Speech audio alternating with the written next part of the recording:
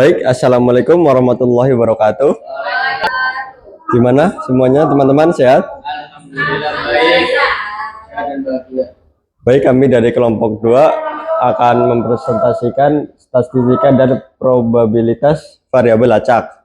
Pertama-tama saya akan memperkenalkan diri. Saya moderator dari kelompok 2. Nama saya Muhammad Fatir Khalil Firdaus dan dua rekan saya yang bernama Saya Indra Setiawan.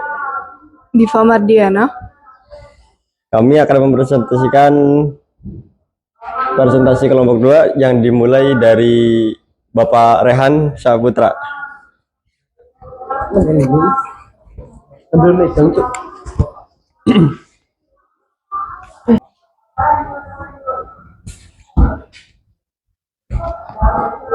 Itu ada yang pertama ada pengertian variabel acak, yaitu suatu fungsi yang didefinisikan pada sampel space. Lalu ada jenis variabel acak, itu ada discrete random variable dan ada continuous random variable. Ada contohnya, yaitu misal yang pertama ada jumlah hari hujan selama 1 tahun, itu discrete. Yang kedua itu ada jumlah volume hujan selama 1 tahun, itu continue. Selanjutnya, lalu notasi dari variabel acak yaitu ada x besar itu adalah variabel random, lalu x kecil itu ada nilai variabel random. Fungsi dari variabel acak itu adalah fungsi yang didefinisikan pada sampel space atau ruang sampel. Jika x besar adalah variabel random, maka z sama dengan f x besar adalah juga variabel random.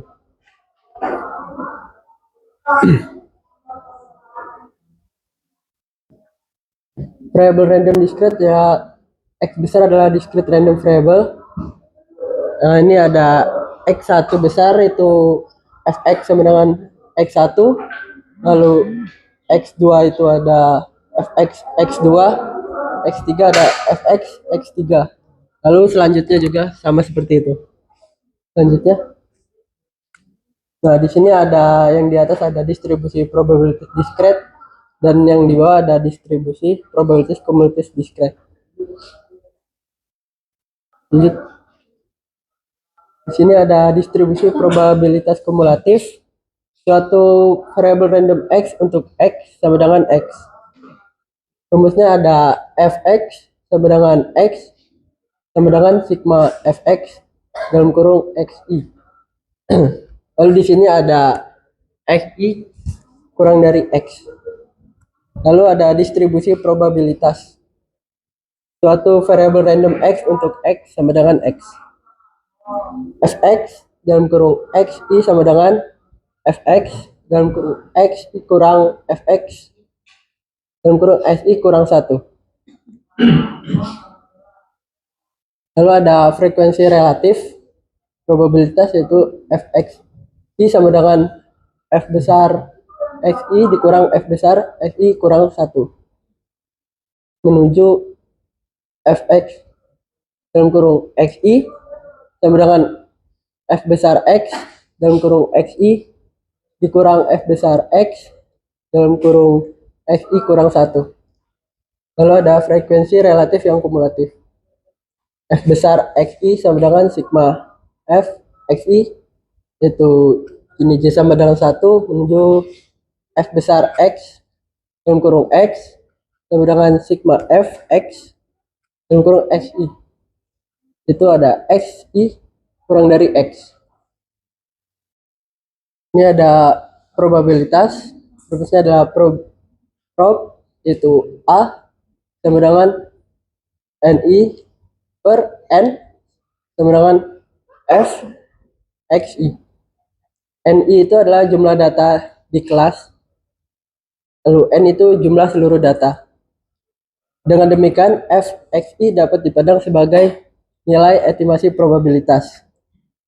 Fxi adalah estimasi prob, histogram frekuensi adalah pendekatan distribusi probabilitas. Frekuensi kumulatif adalah pendekatan distribusi probabilitas kumulatif.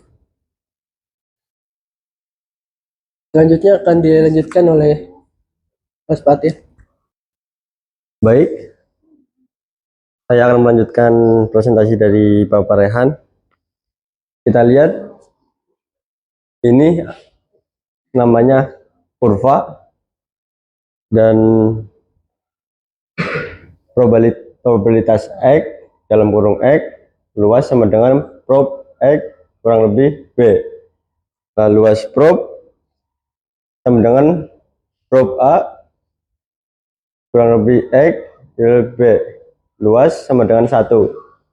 Dan yang kedua ini 1 PX dalam kurung X dan PX B dalam kurung B dan PX dalam kurung A. Dan PX cubnya itu X dari X bisa ditulis sebagai integral dari P dari terhadap T dan minus takter hingga X. Lanjut.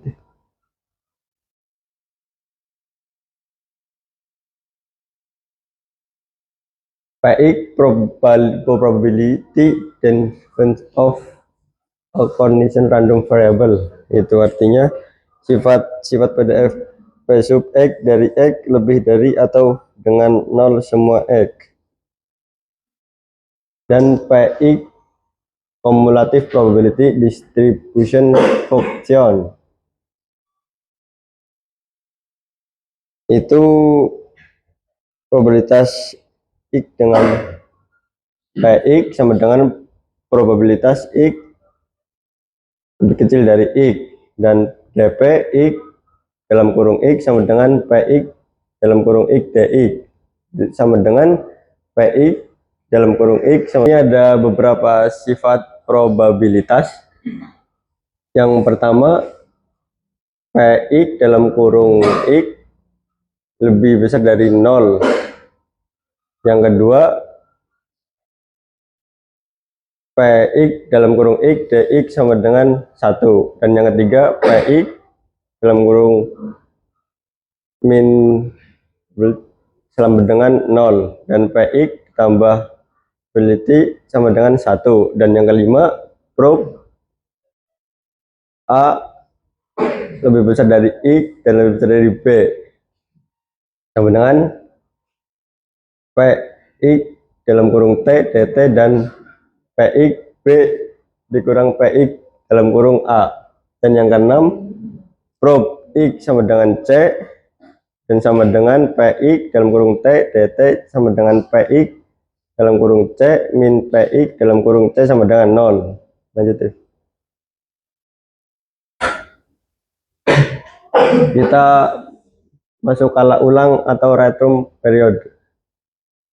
Prob X lebih besar dari A sama dengan prob X lebih besar dari A. Jadi dalam definisi kala ulang, A suatu kejadian yang menyamai atau melampaui suatu nilai tertentu, dan B suatu kejadian yang melampaui suatu nilai tertentu.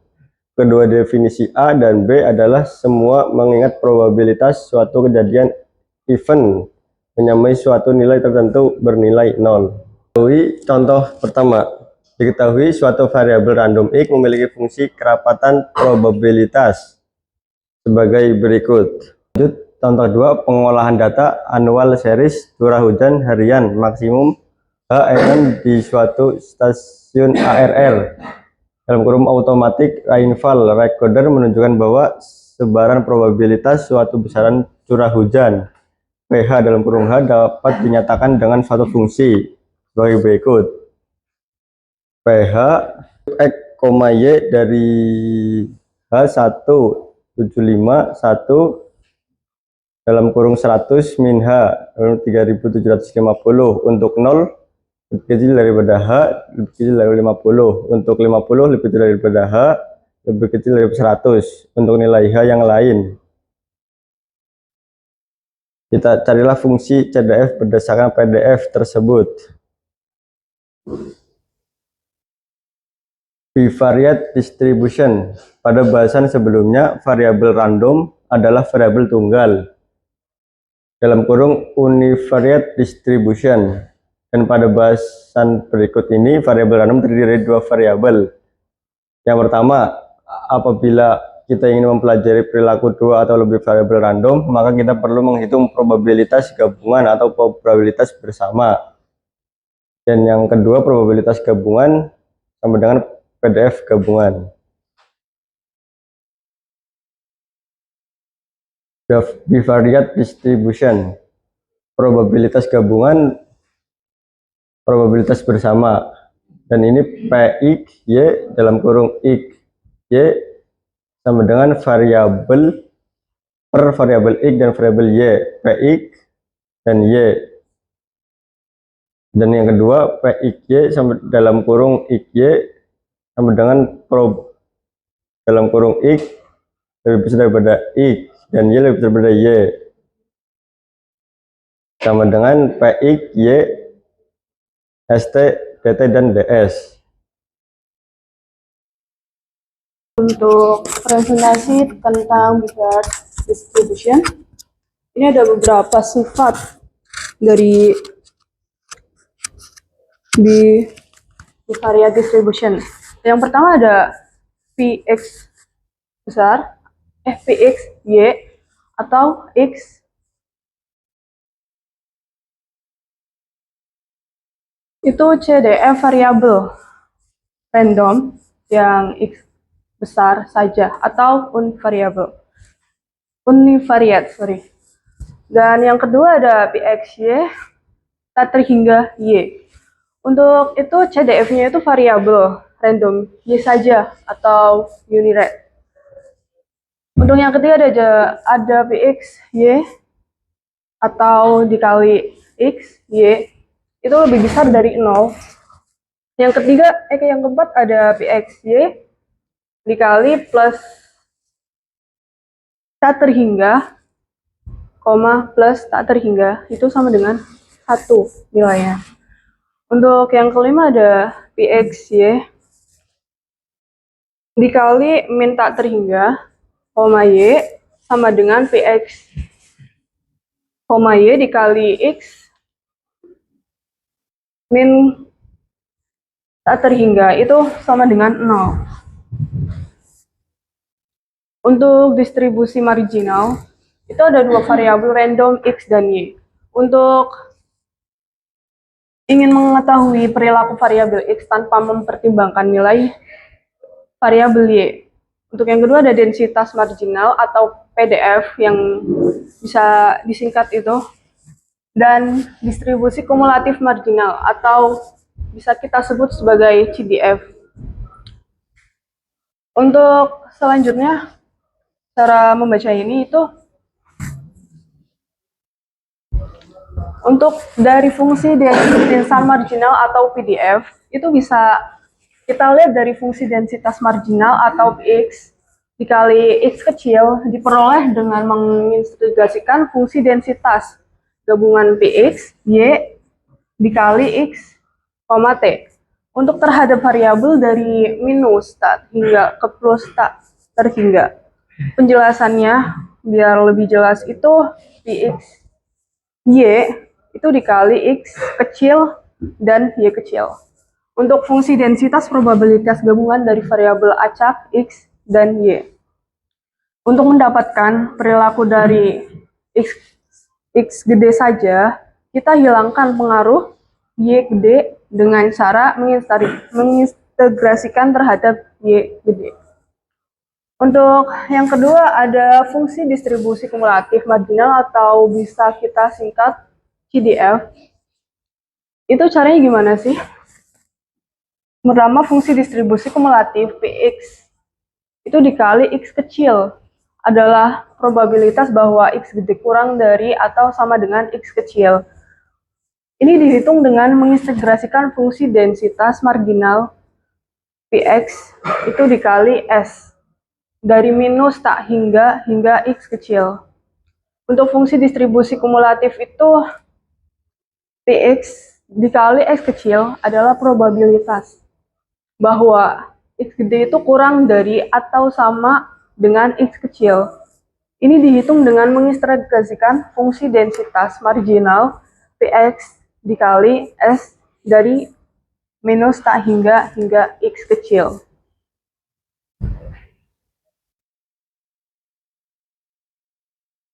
Untuk distribusi marginal itu ada dua variabel random, X dan Y. Untuk variabel Y, itu rumusnya seperti ini. Nanti kita akan jabarkan di slide selanjutnya dengan soal, dan nanti saya akan menjawabnya. Untuk dua variabel random X dan Y, itu jika diketahui perilaku variabel X gede yang bergantung pada variabel Y, jika distribusi X, jika Y sama dengan Y0. Untuk distribusi Y, jika X1 kurang dari X gede kurang dari X kecil 2. Untuk distribusi bersyarat atau conditional distribution, di sini ada rumus untuk peluang X dan Y itu sama dengan XY di dalam S itu dikali integral S PXY dikali X kecil T terus dikali diameter per T dibagi internal S peluang Y dikali T terus dikali DT. Untuk probabilitas atau X kecil di dalam Y di dalam S itu sama dengan internal RV X Y dikali XY di dalam S atau dikali DX. Atau yang lebih sering dituliskan kita itu P peluang XY kecil dikali X gede sama Y gede sama dengan PX Y kecil dikali X gede dikali Y gede dibagi peluang Y dikali Y besar. Untuk variabel random X dan Y itu dibagi ada dua, ada X dan Y independence. Jika PXY itu sama dengan XY bukan fungsi Y. Untuk PXY dikali XY sama dengan PX dikali X kecil. Untuk yang kedua ada joint probabilities. Itu perkalian densitas marginal kedua variabel. Itu rumusnya BXY dikali XY kecil itu sama dengan itu PX dikali X kecil terus dikali PY dan dikali Y gede. Untuk di sini ada soal dari data jumlah hari yang memiliki temperatur udara rata, temperatur Celcius dan kelembapan udara relatif itu % di suatu stasiun klimatologi. Di sini ada diketahui ya temperatur udara CC untuk ini tuh jumlah dari 0 sampai 20.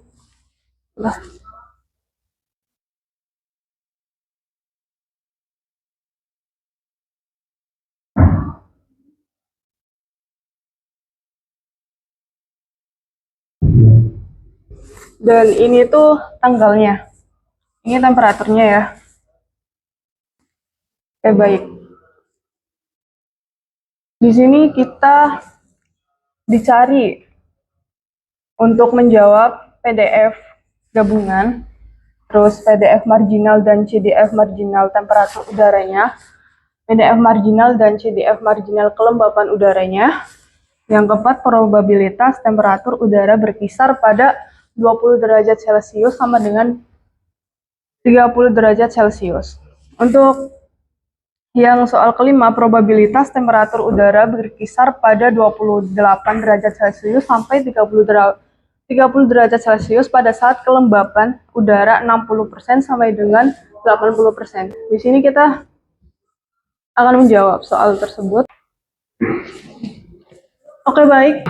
Untuk menghitung PDF gabungan, itu caranya total hari dari ini 2 itu ya, 2, 4, 6, 2 semuanya yang ada tabel di temperatur udara itu dijumlahin semua, nanti akan ketemu ini sudah saya jumlahkan 344.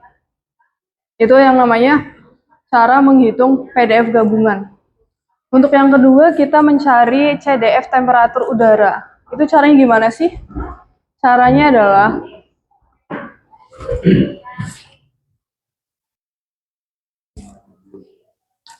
di sini kita lihat sudah ketemu. Ini caranya itu kan di sini sudah terlihat 2 ya. 2 dibagi jumlah semua hari. Jadi di sini ada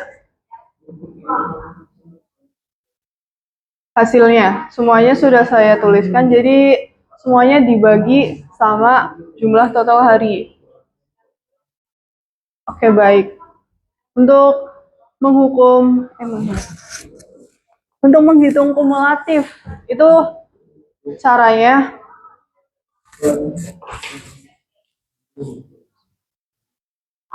hasil ini 0,0499 itu dari mana?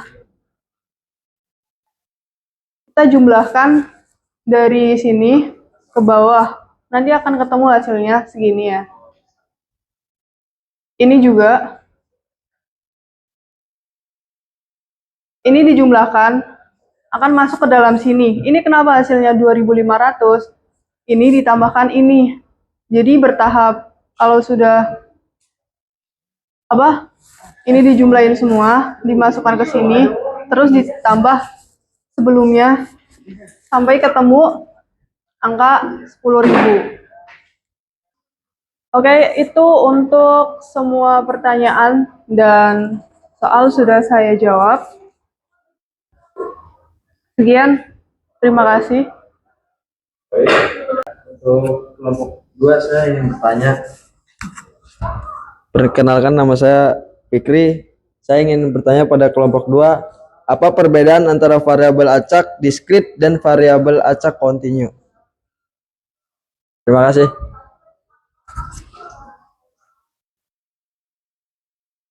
Baik, terima kasih Mas Fikri. Pertanyaan Mas Fikri akan dijawab oleh Mas Rehan. Ya, pertanyaan dari Mas Fikri. Mas Fikri itu tadi variabel acak, diskrit, dan kontinu ya Mas. Jadi variabel acak diskrit itu hanya dapat mengambil nilai-nilai yang terpisah dan terhitung. Sedangkan variabel acak kontinu dapat mengambil nilai apapun dalam rentang suatu tertentu. Cukup jelas Mas? Baik, terima kasih. Yang terakhir kita akan mulai saran dan kritiknya. Silahkan untuk saran dan kritiknya. Baik, Mas Muaziz. Perkenalkan, nama saya Mosi Caksono. Saya ingin memberi saran dan kritik ke kelompok 2. Untuk presentasinya menurut saya kurang karena terlalu banyak yang di skip untuk detail-detailnya yang dijelaskan kepada audiens teman-teman. Jadi saran saya ke depannya untuk dipelajari lagi sebelum presentasi, jadi nggak banyak yang dilewatkan, begitu Mas. Terima kasih.